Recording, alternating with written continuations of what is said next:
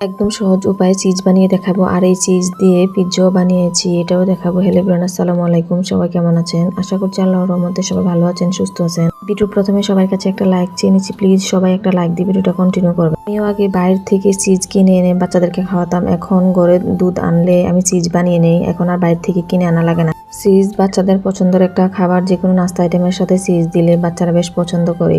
এখানে আমি half litre দুধ নিয়েছি, আর এই দুধটাকে কুসুম গরম করে নিয়েছি। এর মধ্যে 2 টেবিল চামচ ভিনেগার দিয়েছি। দুধটা কুসুম গরম হয়ে আসলে ভিনেগার দিয়ে চুলাটা বন্ধ করে দিয়েছি, তারপর ঢাকনা দিয়ে 2 মিনিট রেখে দিয়েছি। এখন দেখেন মাশাআল্লাহ কত সুন্দর চিজটা আলাদা হয়ে গেছে। এটাকে এখন আমি আস্তে আস্তে ছেঁকে তুলে নিব। আস্তে আস্তে চেপে চেপে এক্সট্রা যে পানিটা থাকে পানিটা ফেলে দিয়ে চিজটাকে একসাথে করে নিব আর কি।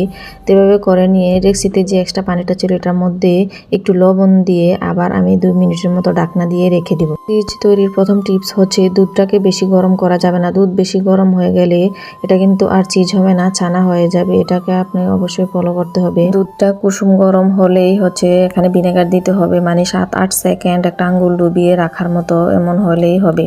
লবণ পানিতে 2 মিনিট রাখার পর তারপর আমি হচ্ছে এখানে ফ্রিজে রাখা ঠান্ডা পানির মধ্যে চিজটাকে আবার চুবিয়ে চেপে চেপে পানি আলাদা করে নিব। তারপরে হচ্ছে আবারও 2 মিনিট 3 মিনিট ভিজিয়ে রেখে তারপর হচ্ছে ছেঁকে নিয়ে একটা পলি করে ফ্রিজে রেখে দিব। ফ্রিজে রেখে দিয়ে এরপর দিন হচ্ছে আমার বাচ্চারা বলতে যে চিজ যেহেতু বানাচ্ছ আমাদেরকে পিৎজা বানিয়ে দাও, তাই তাদেরকে আমি এই চিজ দিয়ে পিৎজাও বানিয়ে দিব, একসাথে আপনাদের সাথেও শেয়ার করব যে কত সুন্দর চিজ হয়েছে। আর খেতেও ভীষণ মজা লেগেছে। এখানে কোনো এক্সট্রা গন্ধ থাকবে না ভিনেগারের, যেহেতু কয়েকবার দেওয়া হয়েছে। তবে পিৎজা বানানোর জন্য হচ্ছে মুরগির মাংস আগে থেকে ম্যারিনেট করে রেখেছিলাম। এখানে আমি গোলমরিচ, লবণ, আদা রসুন আর একটু সয়া সস দিয়ে রেখেছিলাম। এখন আমি এগুলোকে আগে ভেজে নিচ্ছি। আর বাচ্চাদেরকে হচ্ছে মায়েরা যে কোনো জিনিসই বানিয়ে দিলে বাচ্চারা না খেতে ভীষণ পছন্দ করে। আর বাইরে থেকে যে কোনো খাবার ঘরে বানালে এটা অনেক স্বাস্থ্যসম্মত হয়, তাই আমি বাচ্চাদেরকে মাঝে মধ্যে এটা বানিয়ে দিই। বাচ্চারা হচ্ছে বিকেলের দিকে এসে খাবে, তাই আমি বিকেলে বানিয়েছি, যাতে পিৎজা তো আবার গরম গরম খেতে ভালো লাগে, ঠান্ডা হলে একদমই ভালো লাগবে না। তো এখানে আমি মাংসগুলো দেওয়ার পর হচ্ছে পেঁয়াজ পালি করে দিয়েছি, কিছু ক্যাপসিকাম দিয়েছি। এখানে আমি মরিচ দিব না, যেহেতু বাচ্চারা খাবে, মরিচ দিলে আবার খেতে চাইবে না, তাই আমি এগুলো দেওয়ার পর হচ্ছে উপর দিয়ে চিজ দিয়ে দিয়েছি।